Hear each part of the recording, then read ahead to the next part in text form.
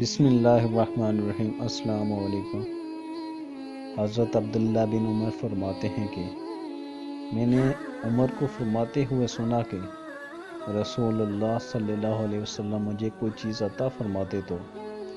میں عرض کرتا کہ مجھ سے زیادہ محتاج کو دے دیجئے،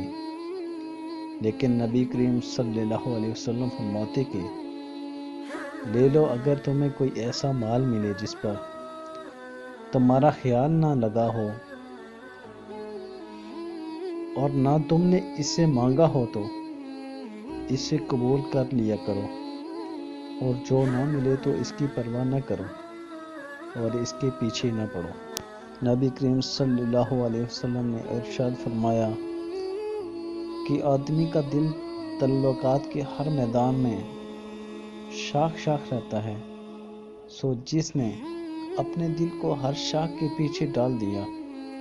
اللہ تعالیٰ پرواہ بھی نہیں کرتا، ہوا وہ کسی میدان میں ہلاک ہو جاوے۔